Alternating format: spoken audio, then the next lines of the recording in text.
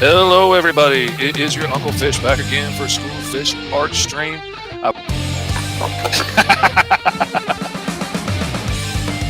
J-Man wants a Gatling gun on the end of his tail. Oh my goodness. J-Man says the tail's where you put all the heavy artillery. Yeah. He said he used to have a howitzer on the end of his tail.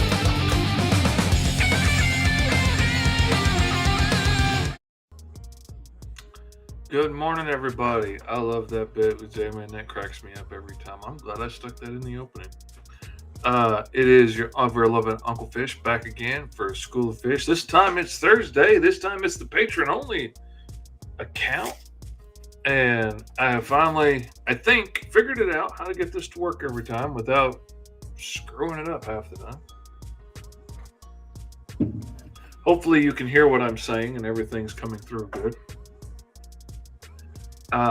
Anyway, we are here on this beautiful Thursday morning. We're going to give some time for some of our friends to get in. Oh yeah, Kyron's going to be late. I forgot about that because Kyron has got to take the kids to school because his butler has the morning off on Thursdays. I always love that bit. All right, we are going to be working as we have been on the mighty KAAW, and surprise, surprise to no one indeed, I am at the same place that I was when we left off Tuesday because I haven't got much else accomplished since then. And I try not to beat myself up about it. Like, I catch myself being pretty hard on myself that, like, oh, well, you didn't get enough accomplished, blah, blah, blah. But honestly, I didn't get any sleep the night before my last show, Tuesday morning. So after that, I kind of crashed for a bit, and then I got up and I had to get a bunch of orders out that morning. And good morning, PJ. I had to get a bunch of orders out that morning for my TikTok shop, and we really realized that we had hit a bottleneck. And the reason that, like, my wife couldn't be a lot of help was because I was stuck in that convention mindset that I had to sign every book as it went out. Like, you know, when you're at a show, you don't really want to hand somebody a pre-signed book. I've had people argue with me before that it wasn't really signed. It was printed in, and he could tell because he could see the ink, how it was printed in. I was like, dude, I literally just signed that with a Sharpie like 5 minutes ago. So I got stuck in that mindset that you got to sign it for the customer in front of them. But when you buy something off my TikTok shop, you're not there to watch me sign it anyway. So how would you know? But I was still stuck in that mindset, which created a bottleneck because my wife couldn't help me pack packages while I was working on KAAW, or my kids couldn't help me pack packages because, you know, if they're stuck waiting for me to have to sign it all, then I might as well do it myself. So after the show Tuesday and after I rested for a second, I signed a whole bunch of books, probably 100 books altogether, for all the variant covers for issues 2 and 3 and some issue 1s of everything. And so now, you know, when I have orders like I do now, my wife could potentially come pick stuff out of the boxes and get it ready. And then all we got to do is stick in little extras that I've been doing. Like, I've been throwing in some extra trading cards here and there on some orders. Like, I did, if I can get it apart here, I did an Ace Blade sketch card, you know, because Ace Blade's my boy. I did some color sketch cards, like I did Storm, and I did Kingpin, because, you know, Kingpin's my man. And somebody suggested on one of my live streams that I do the Tick, so we did him. And then somebody won a free sketch card on one of my TikTok lives recently, and they asked for Gambit. So that's going to go out this morning in that order with a bunch of other things. But they are there, and we are fixing to get back on to where we left off on the mighty KAAW, the Cro-Magnons. So get that page up and going. That's where we left off. We had just finished inking KAAW's grimacing mouth there as he's yelling and threatening and all the mighty things KAAW does. And now I had planned on this bottom panel, you know, being a bleed trim going all the way to the edge. And so what I'm going to do is turn off. Oh, that's not it. Where is it? It's somewhere. Yeah, everything's on different layers. That's my problem. There's your problem. Alright, there we go. This is the layer we're going to be inking on down here. But the pencils for this are up here on this level for some reason. So I'm going to grab them and pull them down here. So I'm inking on top of them now. There, that's where I want to be. Alright. And that's the pencils all good to go. And of course, I'm going to flip it because I always flip it so that any little mistakes that I make pop up nice and easy. Let me see 1 second here. If I move that a little bit, and move that just a bit. Maybe that'll be a little bit. Maybe that won't be quite so bad. Looking at the top of my head the whole time. Because that's the hard thing. Like, I want to look here and talk to y'all, but I also need to be able to get to work. So. Alright, and we got broken dudes here. We have the first mate broken in the background burning up, and then we've got the captain in the foreground broken. And I need to make sure that I can clarify between the two. So I think what I'm going to do is I'm going to have him just starting to burn, and I'm going to have the guy in the back pretty well burned up, so that it makes it very obvious that these are at 2 different stages, so that hopefully, because their bodies are so broken, like Home Dude's leg is just all jacked up over here, and I don't want that to look like it's this guy's leg because it's all bent out of shape. So, and let's look up here. Okay, so this is the eye that's all swollen. He's got blisters on his head. This is so gross. But I also kind of love it because I never really get to do gross stuff very often.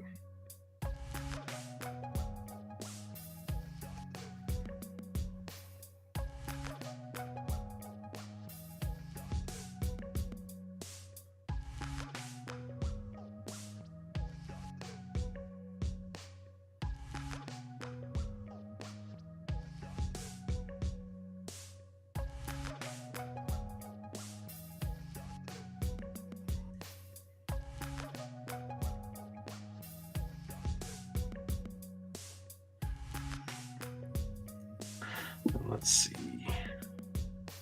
A bunch of blisters on his head. And we want those getting even worse because it's getting even hotter. So we're going to put some blisters on blisters. I'm going to erase this here where it's overlapping the other blisters, and we're going to cast some shadow on those blisters. All right, and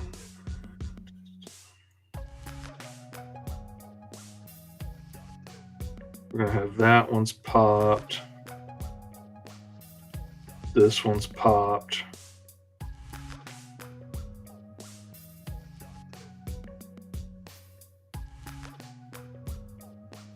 And then this one here is going to be even bigger than it was. It's about to pop.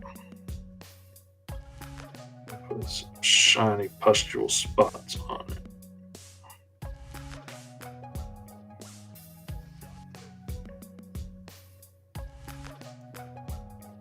Okay.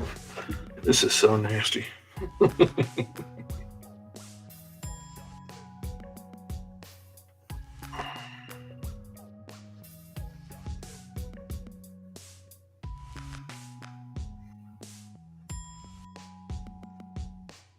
What is up, Sarah? Good morning.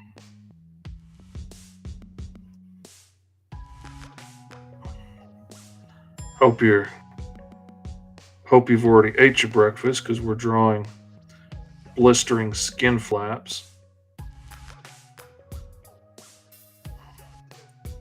This bright and shiny Thursday morning.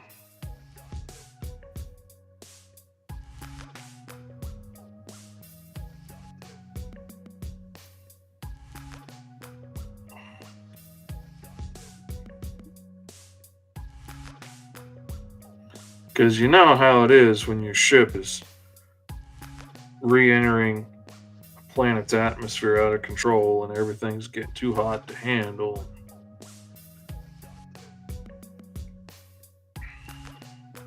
Everything's burning up. I know you've been in the situation 100 times before. Your skin just kind of boils from the inside out.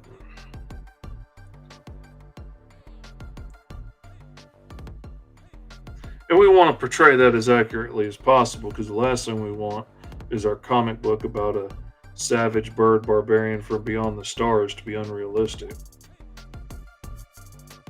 That just simply wouldn't do.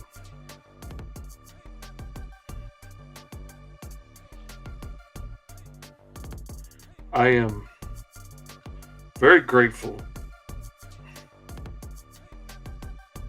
to this point. I have so far to this point with the disgusting stuff I've had to draw in my career, I have been able to rely on my imagination and not have to look at real photos of stuff because, well, I used to be able to do that with no problem. Can't do that anymore. Now I can't do it without thinking about people's families and their mama and all that stuff.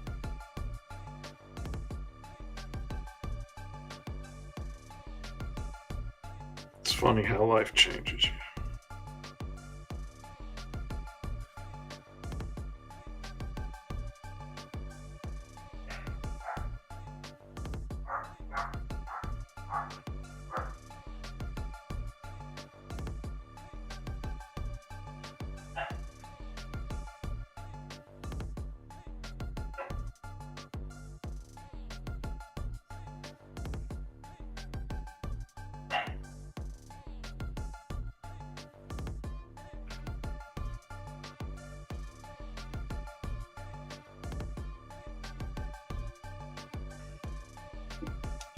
I got myself some hot oil while cooking fried potatoes, and the back of my finger looked kind of like that for a week.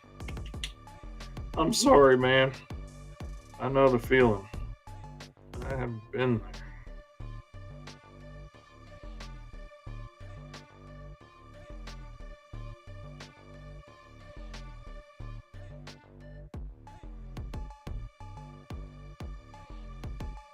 You know what? We need a little bit of.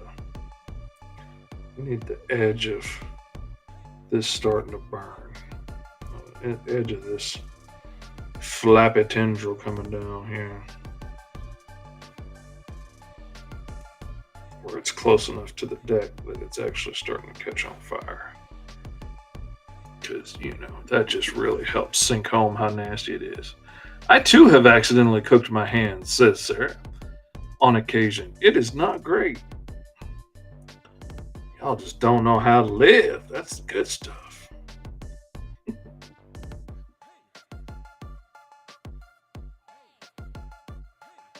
I once gave myself third-degree burns in a casual conversation just to make a point. That was a long time ago, and that was a whole nother fishy. That wasn't everybody's ever loving Uncle Fish. Oh, no. That was the fish everybody in town had good reason to be afraid of. 'Cause that boy wasn't right.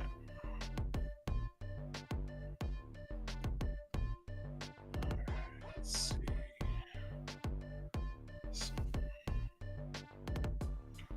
Splatters my arm. At this point, he's deep in the goo.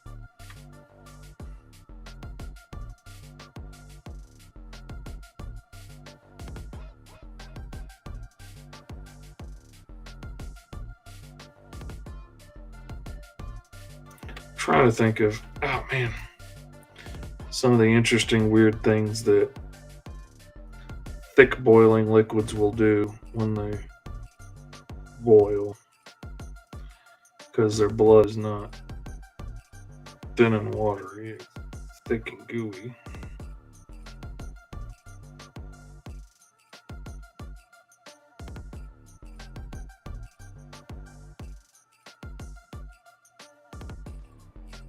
I'm trying to think of some of those like mountainous piles of bubbles and stuff that will come up out of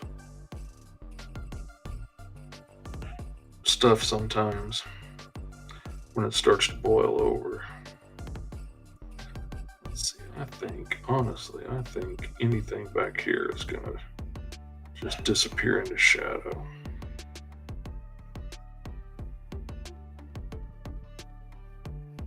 So we'll leave a little bit of cross hatching for some gradation. Show a little bit of glow in there in the darkness, but for the most part, this is all going to be shadows.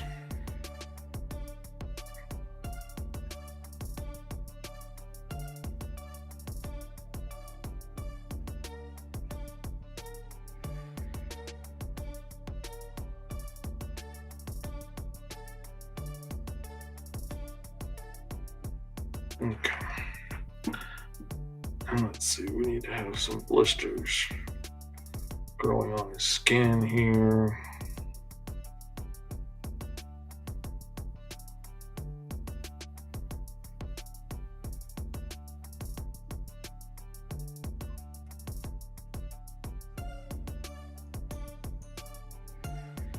What is up, Katie? Glad you can make it today.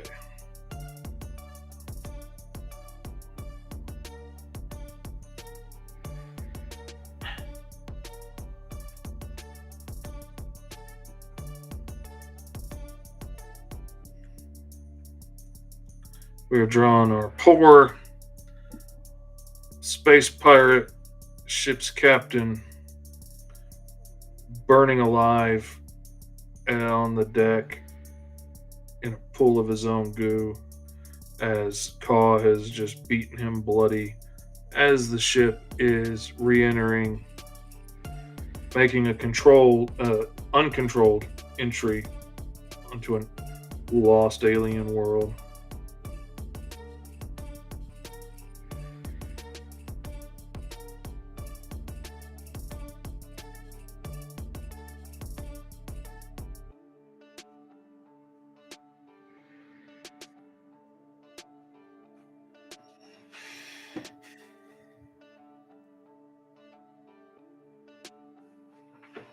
Yeah, he's going through a hard time. This is not his best day.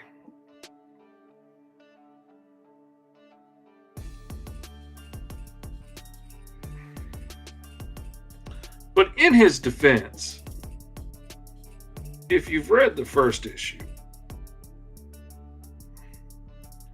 he knew what KAAW was from the time he was a child. So he really shouldn't be surprised.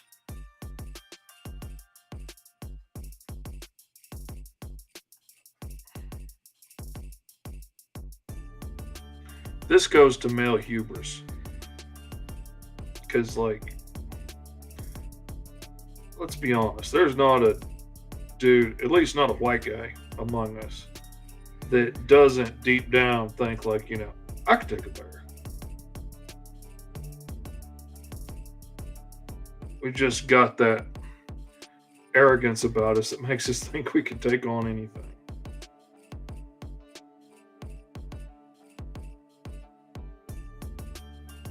So he thought he could take on KAAW.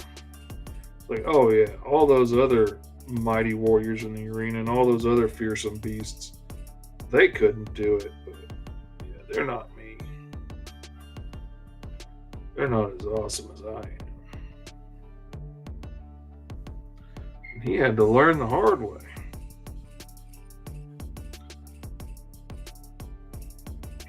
Like most of us do. Nobody's man enough to take on KAAW. That's what Katie says. I agree with her. That's the only thing we agree about.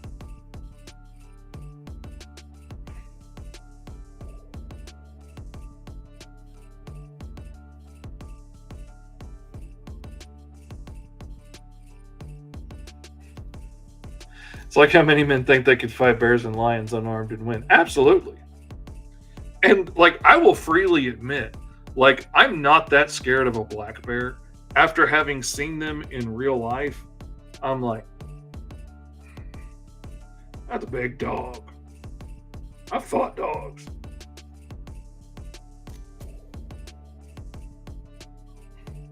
Of course, granted, that was a long time ago. I was a lot tougher back then, and I had a lot of clothes on, so I only got a few scars. But still, I look at a black bear and I'm like, yeah, I could take him.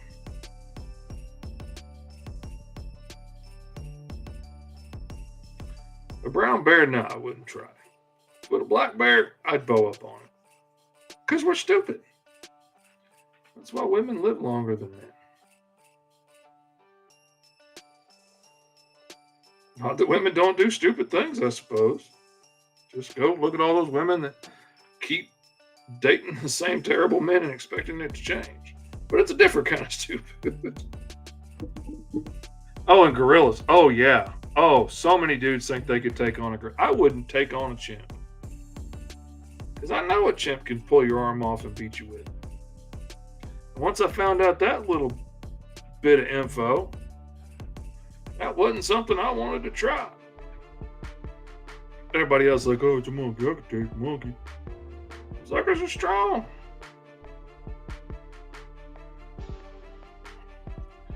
And chimps will brutalize you, and gorillas, but chimps especially will brutalize you just to brutalize you.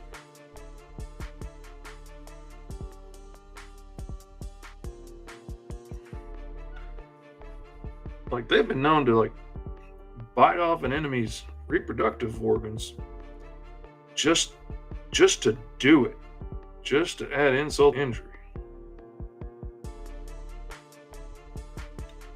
Drag the corpses around and show it off.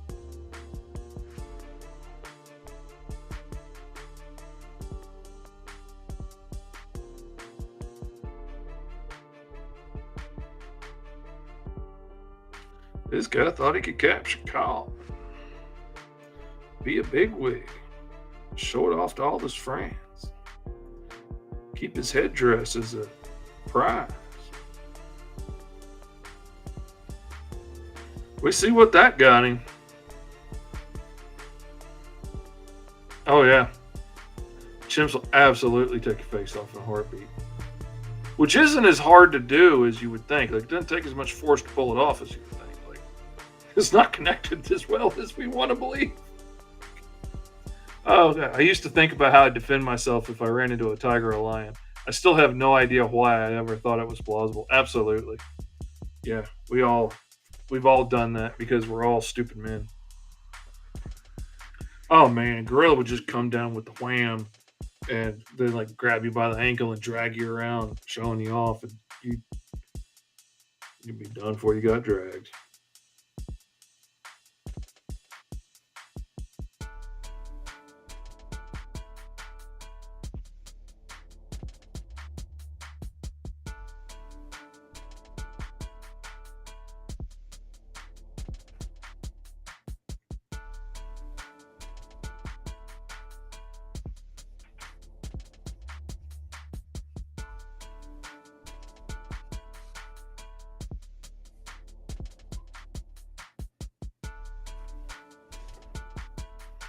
Okay, I also want to use the hard edge of this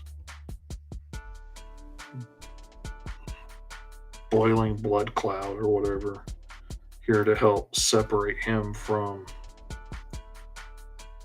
the corpse of his first officer burning in the background.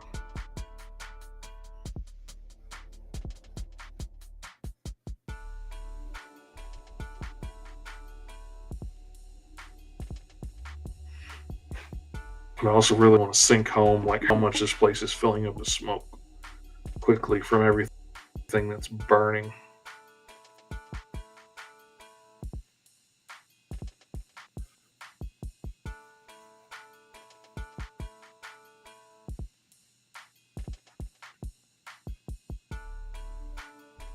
Oh, that should be boot by there.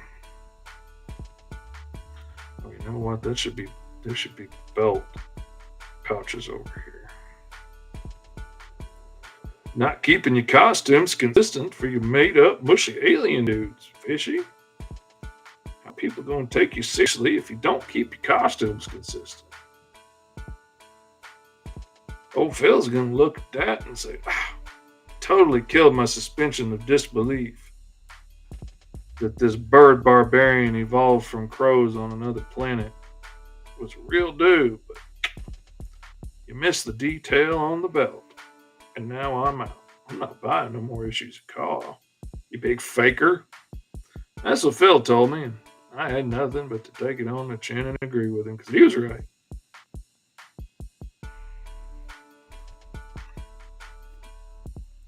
Terry Pratchett did a program about orangutans when he went out to see them in Borneo, and a big male orang started walking towards them, and he said they took part in a 100-meter nonchalant walk.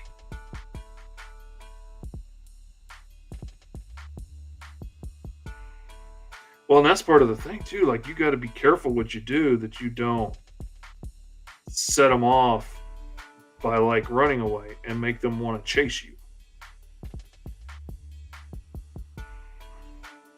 which is the thing that has saved me in a lot of dog attacks is not backing down and not turning my back on them. And neighborhood I used to live in, this dude had a bunch of pit bulls, like way too many pit bulls to make any sense for one person to have. And um, and they got out one day and were roaming around and had somehow gathered up with some other pit bulls that were wandering around. And then, like, I went out back to walk my dog in this little field behind my house. And when I go back, headed towards my house, I all of a sudden have a pack of 10 angry pit bulls between me and my house with my dog terrified. And his main pit bull had already tried to kill my dog several times before. So, like, he's angry. He's ready to kill.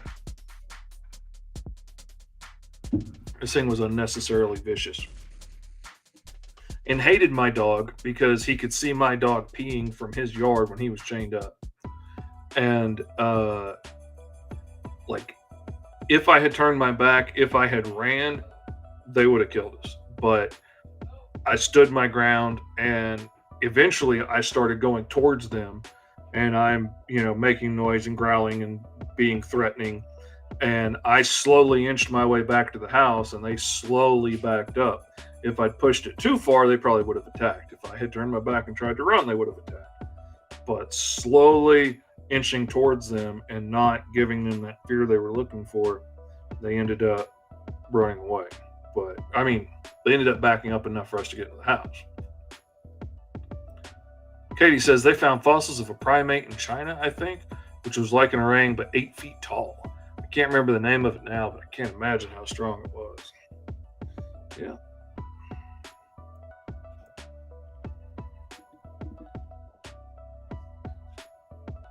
So now is where we get to play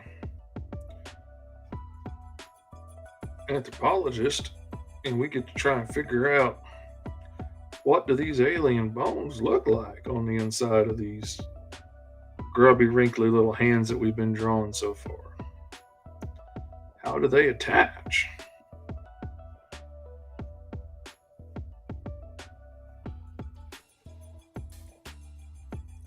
Because I have decided while we were talking, sorry, I probably didn't inform y'all, that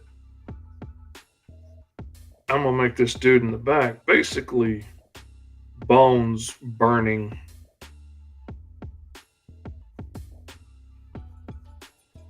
Very little left on them.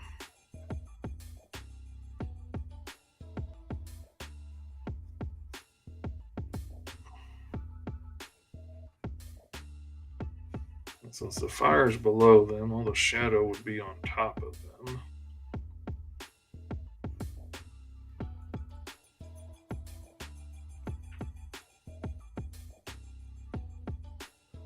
It's always weird when suddenly, like, you're doing something where the lighting is all shifted, and now, like, everything I'm used to doing normally, I have to flip.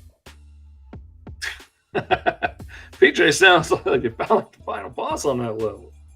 Yeah, that's what it sounds like. Orenga Prime. I'm here to destroy you. Orengabots, transform!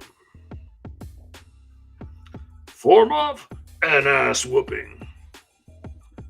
Katie says a mute swan tried to attack my ex and he started running away. So I just walked towards it with my arms spread out and the swan backed off because I wasn't scared of it. Yeah. That has done me more good. Like I said, I've gotten in a lot of fights with dogs.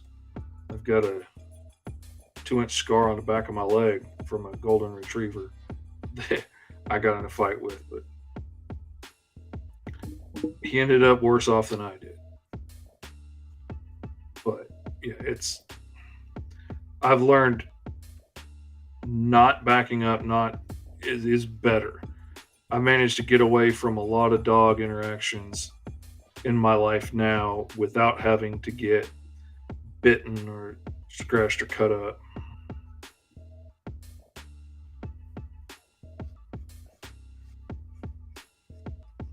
I'd much rather come out of it that way. Especially now, I'm too old for that crap. I'm too old for adventure. I'm not looking for no more exciting stories. I got enough.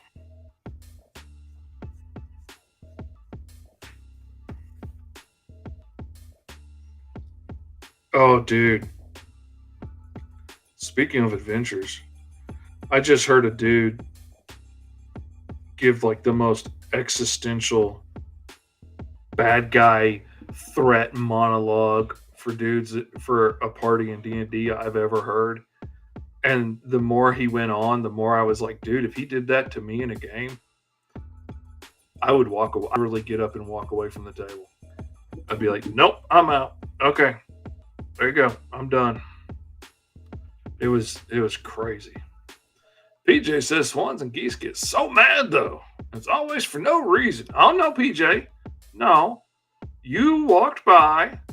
You existed. You were probably even breathing that swan's air, which is more than enough reason for a vendetta in Swan.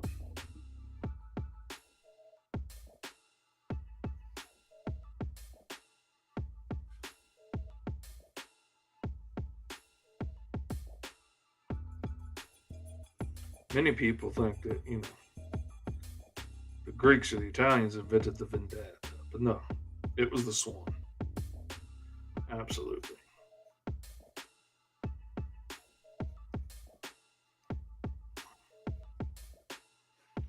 He was out there breathing that swan's air, walking on its grass, in the same zip code as where it might want to lay eggs one day. You knew what you were doing. I got attacked by a swan, Sarah says, when I visited England. They're freaking everywhere over there. And I made the mistake of carrying a sandwich with me. Well, there you go. You brought a food offering to the swan gods and failed to give it fast enough? You deserved a swan goblin. You could really defend yourself in that situation.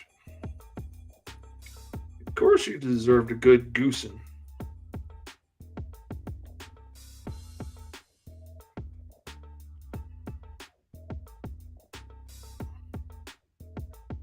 Geese have very large area of personal space. Yes. The goose's determination of personal space is measured in hemispheres.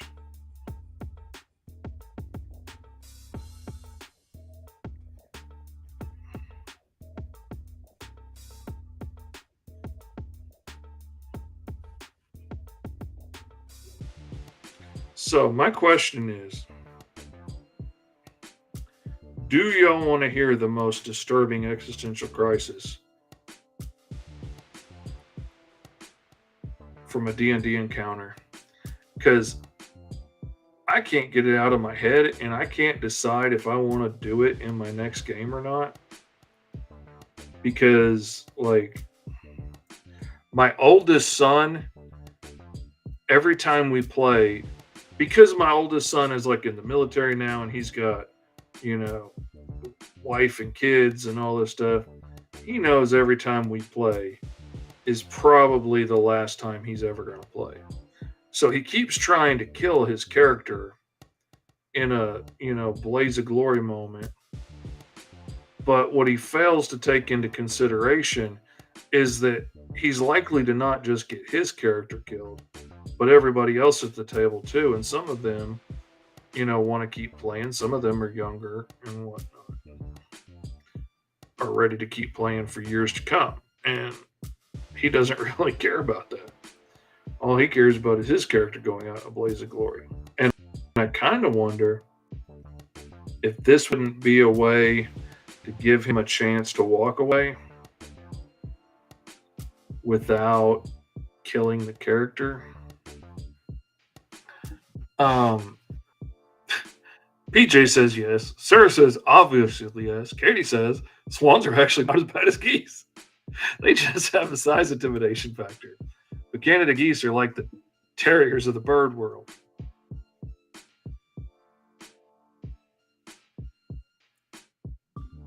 So everybody says yes, and Katie's on a side quest. Okay. It really freaked me out. And I don't know if I can do it justice the way this guy did when he was describing it in the TikTok video. Oh. But he said, okay, your party of adventurers, come into the tomb of this eldritch god, and there's eyeballs and tentacles and stuff everywhere, and there's this massive ancient god sitting there before you that has just awoken, and he starts to speak, but he's not speaking to the players. I mean, he's not speaking to the characters in the room. He's speaking beyond them to some godlike characters from another dimension. He is speaking to the beings that are puppeting these characters, the gods that control these characters. He's speaking directly to the players. And he starts talking about how every bad thing that has ever happened to these characters has been for these gods' entertainment. And because you continue to force these characters into dangerous situations, you keep making them go on adventures in dangerous dungeons, you keep making them run headlong into battle, they keep, suffering and dying. And the god starts to bring up like the characters that you played before that died. And, wasn't Henrik the Bold dying enough for your entertainment? Why do you have to have this gnome thief risk his life now when he's surely going to die in this adventure? When you could just leave now, you could walk away, and your gnome thief will live a happy life, and no harm will come to him or the rest of his family or his clan.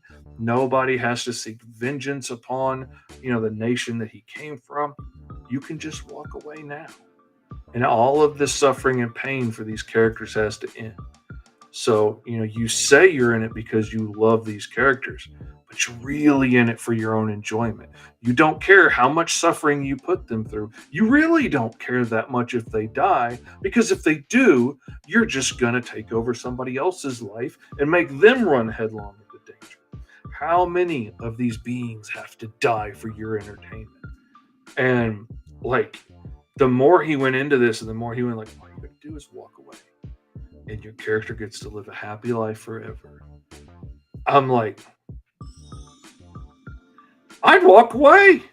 Like, I gotta admit, I would get up from the table and I'd be like, okay, dude, man, if my character gets to live a happy life forever and not have to suffer, yeah, I'm out. I'm done. It messed with my head. And I dug it. Like, it messed with my head in a good way. I could get how some people get really upset about it. But, oh, man. Like, and now I'm thinking, like, what if they come up against some ancient god or some cosmic being, and and Marcus's character is named, uniquely named Red Arrow. And what if he was like, hey, if you walk away now, Red Arrow will go on to be the mightiest hero in the world. He will be, heralded as the greatest hero the world has ever seen. And he will never suffer. He will never lose another limb. He'll never lose another battle. He will even catch his arch nemesis that you hate so much, that puts you in such a fiery passion. He will capture her and bring her to justice and beat her handily if you walk away and leave him alone and quit tormenting this man. Oh, dude, that's messed up. That's messed up. I'm probably gonna do it. That's because it is so messed up.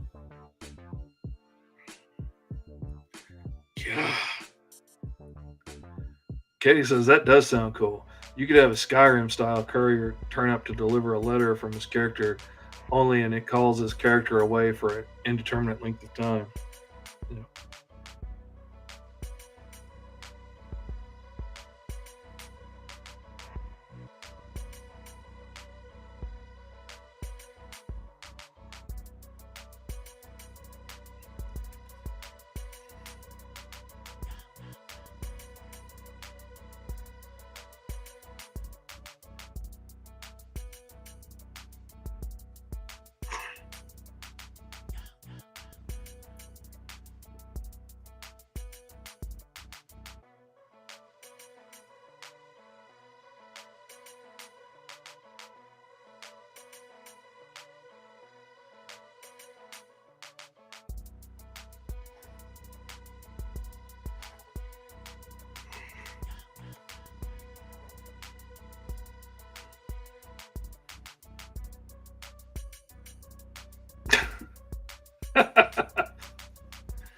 I would let him know the characters I play are bound by glory and not entertainment.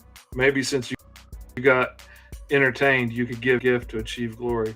Or maybe it's you that likes suffering if you don't give my character favor.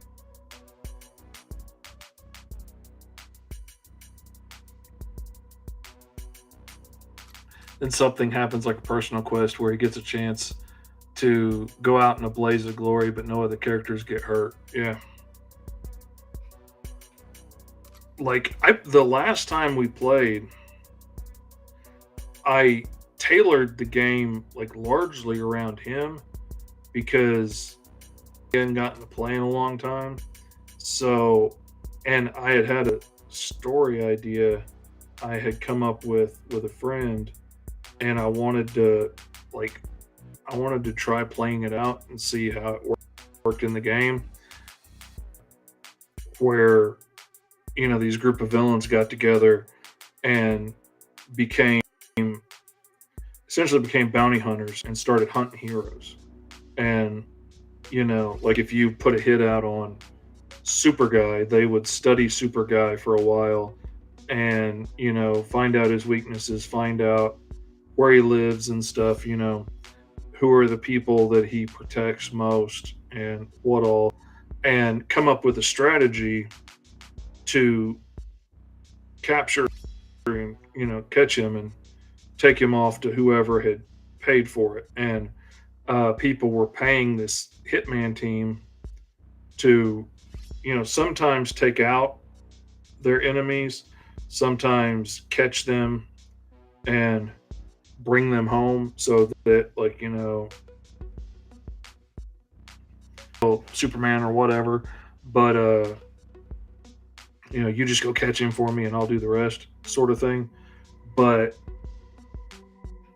so I put them up against that team, and I had them hunting Marcus's characters, and I thought it was going to be a good adventure and get him riled up and get him involved in the fight. And he was just like, ready to set off a bunch of grenades in his hand and whatnot, and like just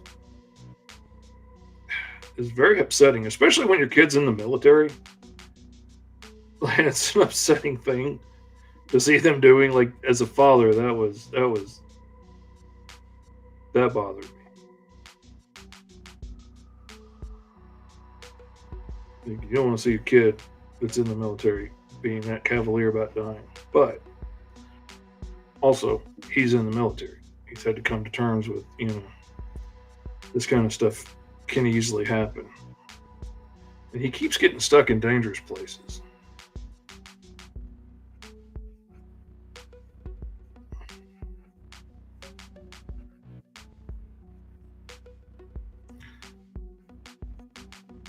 He was in South Korea for a while, just, stationed at a base, just not anything gigantic, you know, just stationed so somebody else could, some other group could come home for a while. And Trump was being Trump and making all kinds of wild threats. And I was like, dude, I'm worried these two idiots at the helm of these two countries, what's going to happen? And he's like, oh man, you ain't got to worry. If we go to war, I'm not even going to know we went to war. We're right on the front lines. We're like right next door to North Korea. We will be the first place that gets bombed. We'll never even know it hit. I was like, great. That's very comforting for a father. Appreciate that.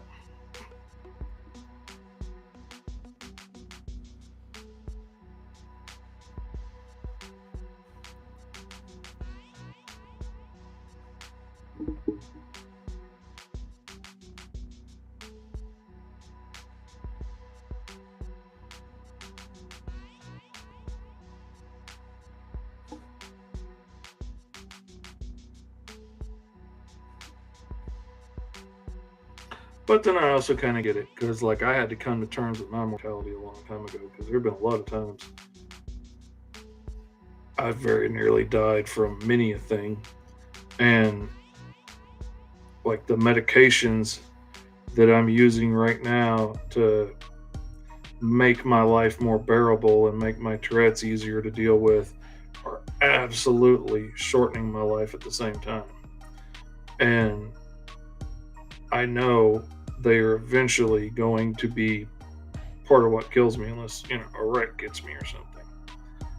And that's something I had to come to terms with a long time ago as it's part of the trade-off. Like, it also means, my life's going to be shorter, but I also get to spend more of that time with my wife and kids in the living room and not locked in a bed or in a nursing home somewhere, being fed through a tube.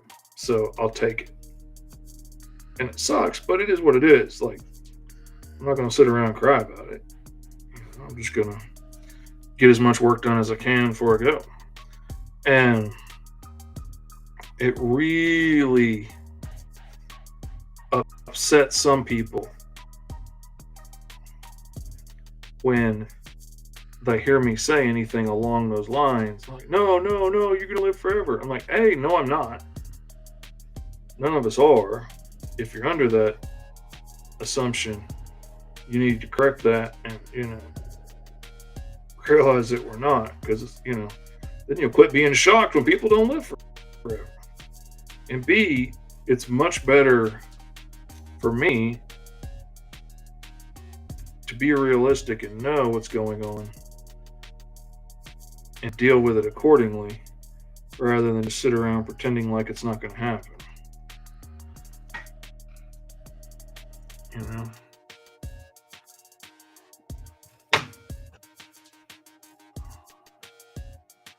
Let's see. Well, your kid has a weird way of comforting you, absolutely. PJ says, my mom is worse at comfort speech, believe it or not. She told my sister there's a possibility that none of us, me and my two sisters, are actually my dad's children. Yay! Right after he passed away. How wonderful. Don't be sad. He might not have been your real dad after all. Oh my God, dude, I'm sorry. That sucks, man. I hear that. I'm taking heart medication, Sarah says. That when I started it, the doctor looked me intensely in the eyes and said, you cannot get pregnant while you are taking this. It was freaky. Oh, yeah. Some of those medications are scary, but like you, I'd rather live for quality than quantity. Yeah, I mean, Yeah, I could say, no, my body's a temple, and go back to thrashing in a bed and being unable to walk, talk, or see, and, can't feed myself, and I'm a burden on my wife and kids, but that's not any fun. I don't want to do that. I would rather be out here making bucks and getting my stories out there than get a couple extra years full of bed sores in a hospital bed. Doesn't sound like a good time to me.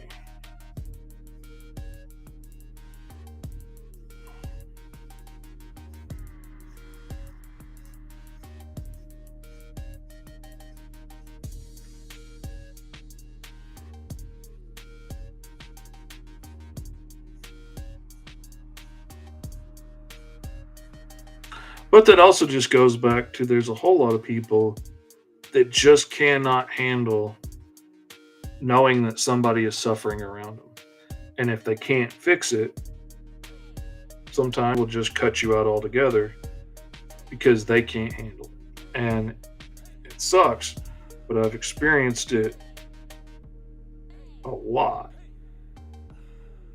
where, people will be around me for a while and see that, sometimes there's no hiding the fact that I'm in pain. Like there's a reason I don't often stand up on camera when I'm on podcasts and stuff, or I'll turn my camera and mic off if I'm getting out of my chair to go get something. Not because I'm worried that you'll see that I'm fat and I think I've got some kind of, secret going and nobody realizes that I'm fat. We all know I'm fat. But there is no hiding the fact that I'm in agony when I get up out of my chair. Like there's no way to hide the expression on my face when I stand up, the noises that I make when I stand up. Like I can't hide that. There's no reason to make everybody else uncomfortable just because I'm in great pain.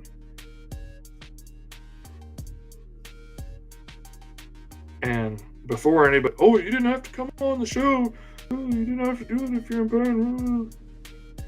I get to pick what I am and I'm not going to do. And I would not be here doing this if I didn't want to do it. If it was too much agony, I wouldn't be doing it. But I enjoy doing this. I enjoy getting to hang out with my friends. I enjoy getting to work and talk with my friends while I'm doing it instead of sitting here working by myself in the quiet. And I enjoy the body doubling aspect. I enjoy the accountability that y'all are going to be here watching me. So I have to at least get work done right now. And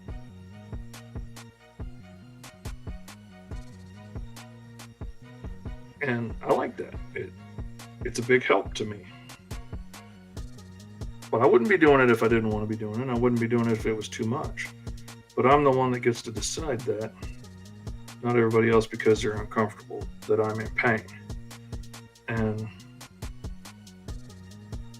But I've had a lot of people that, like, when they realize that I'm in pain, at first they start giving you old wives' tales and they start giving you, all kinds of kooky cures that they've found on the internet or whatever. And, oh yeah, this is going to fix it. This fixed it for my mom. This will fix it for you. Your mom didn't have Tourette's. No. Yeah, it absolutely fixed it for her. Like, yeah, you just need to do this or do that, or you need to take this supplement or this fish oil, or you need to this, that, or the other, and then, get mad at you if you don't do it. Get mad at you if you try it and it doesn't work, and it's not the miracle cure that they told you it was going to be. And somehow I took it wrong because that was going to fix it and they were going to be my savior. And then, when nothing works, they cut me out and can't be around me anymore because they can't handle being around somebody that's in pain and not being able to fix it.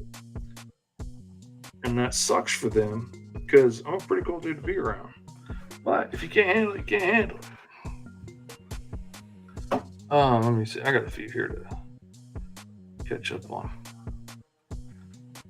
PJ says mom has been diagnosed with borderline personality disorder. I still love her. Boy, does she make it hard. I know people like that, and I feel for you, brother. I do.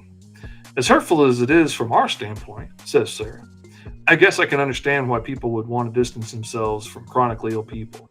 It's not very noble, but it's honest. Why should you shut yourself off doing what you enjoy just because it might occasionally make some people uncomfortable?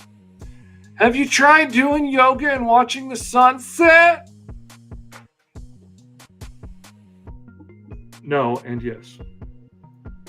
And I'm not going to try yoga because I can barely stand up on my own 2 feet sometimes. Nah. I'm not fixing to go ass over tea kettle in front of a bunch of people in tights just to make you feel better. Nope, I'm not going to do it. Wouldn't be prudent.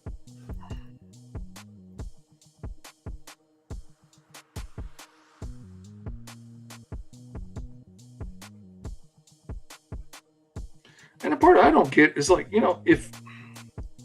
if I'm okay with it, why should you have a problem with it? Like, I'm the one in pain, but yeah, they can't take it. And one of my dear friends that is my biggest fan in the world is probably the oldest friend that I have now. And like we've been friends since college days.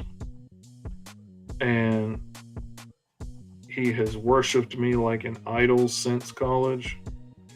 It made me very uncomfortable and tells all of his friends about me to the point that I will meet absolute strangers that I have never seen before in my life.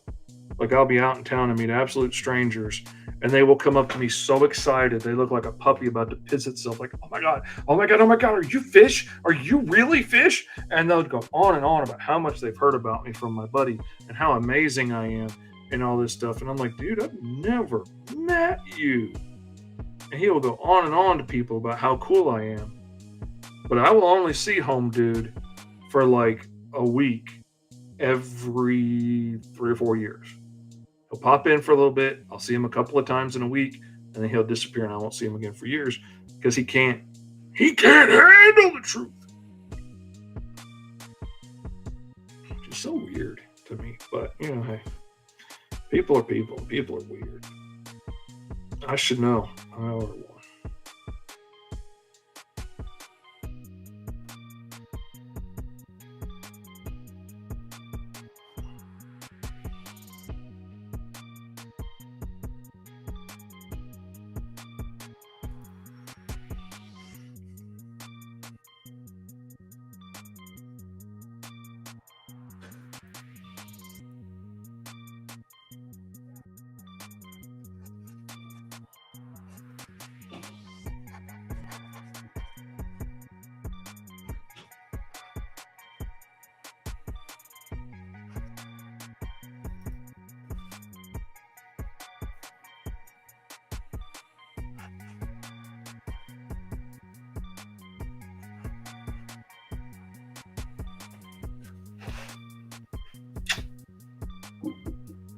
Oh yeah, I'm sure yoga has all kinds of benefits, but it's not a cure-all. Just like taking magnesium isn't going to make my hereditary neurological disease go away. But I got asked if I tried exercise for my depression, and I was like, yeah, of course. It was the easiest thing to try, but it didn't fix anything because my depression was caused by hyperthyroidism. Taking thyroid hormone replacement is what made my depression go away. All right, Katie, we'll miss you, but we might be here when you get back. We might not. We'll have to see. Because the day's creeping on by. And Fishy has other things he's got to do today, too. Because I got clients needing pages done now. Like some sellout punk working for the man. But there's bills to pay, and My TikTok shop covered a lot of that, but it didn't cover any running around money. So I gotta work for the man for a little bit. The pages. At least it's just a few here and there, not like I mean, it could certainly be a full time job if I wanted it to be, but I'm only doing so many pages. Okay, let's see. Get straight, yo. Now let me pull in the floor texture, import image. Do do do do do do do do. Whole texture panel, octagon floor.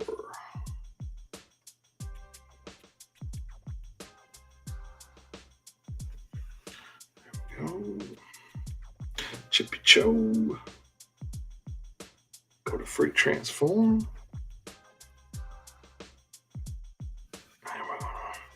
Drop it like it's hot. And we're going to hold down the shift key and pull that in yonder. Pull that one in yonder. And then we're going to come down here and we're going to pull this one way out yonder. Pull this one way out. Look at that. We somewhat got a floor in perspective. Maybe we need to pull this down some. Maybe we do, maybe we don't. Let's keep fiddling with it, see what we get. Okay, that looks pretty good. Alrighty then. That's there, so we're gonna come up here.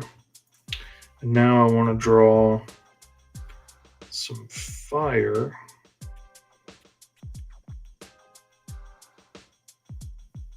Coming out.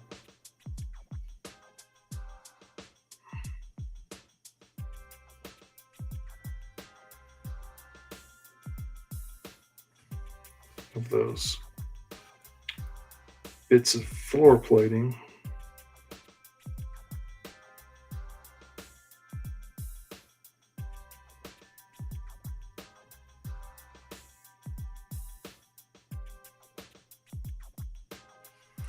I really don't want to put a bottom on it, but if I don't put a bottom on it, I won't be able to select around it.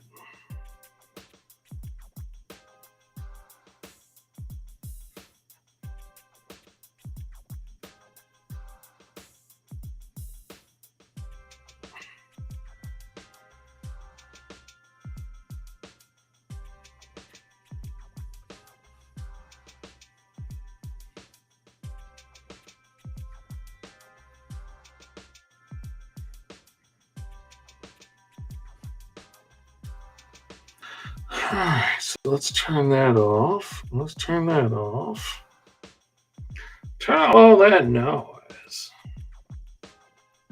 Let's select here, there, and every which way.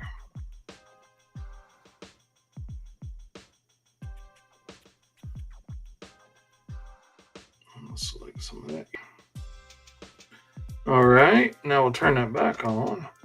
And we will right click and go to layer mask and it's outside selection. That worked pretty good. That worked pretty good indeed. Now I'm going to go transparent pen and erase a little bit of these lines in here. That didn't get blocked out because I really want that looking like it's coming out of those seams. Where I can.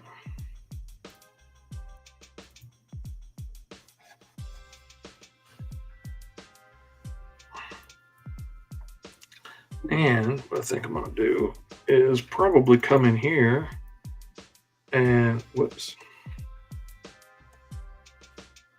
What am I doing? Okay. I want to darken in where it's going down into these cracks.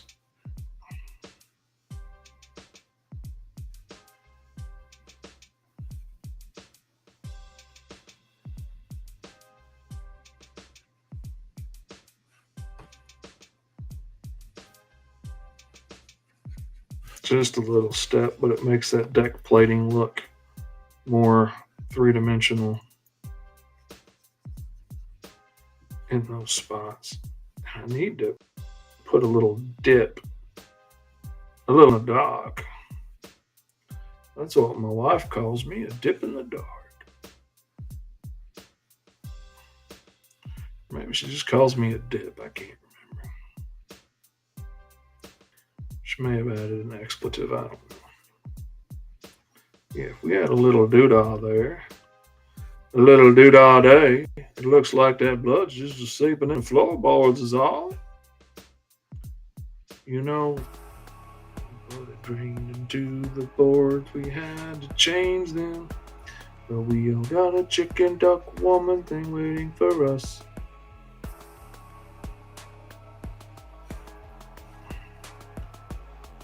Worry all day. But we all got a chicken duck woman thing waiting for us.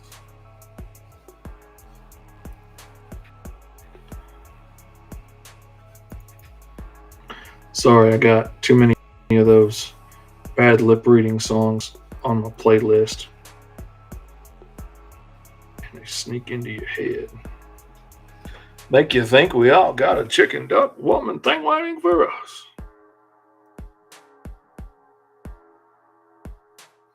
Something's waiting in the bushes for us.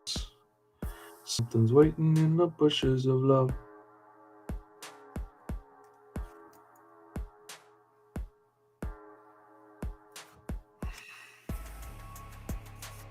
All right, now we got all the Smoky Joes going on.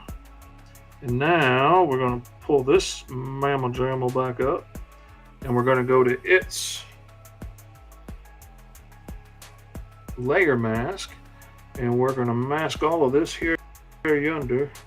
Because we don't want all the strippy stripies going in there. That's not where they belong. The strippy stripies belong somewhere else.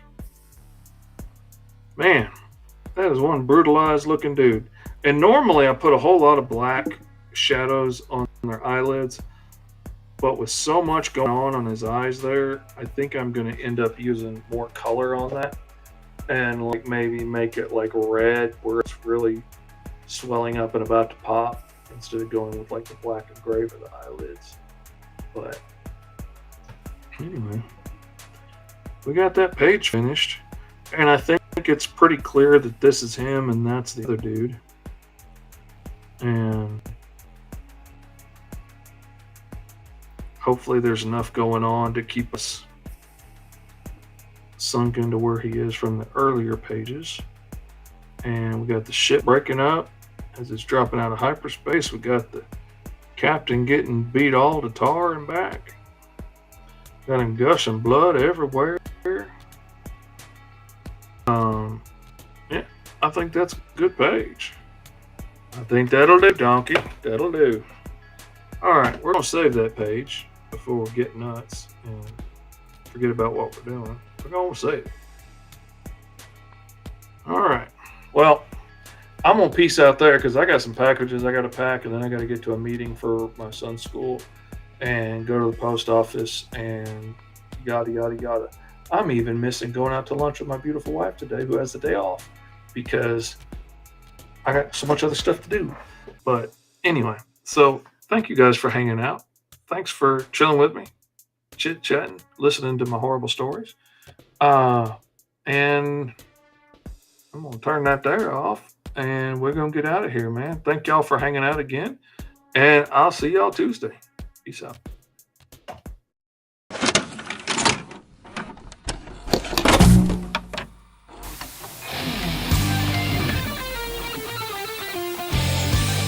Hello, everybody. It is your Uncle Fish back again for School Fish Art Stream.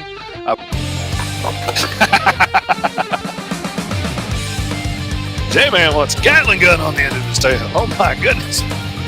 J-Man says the tails we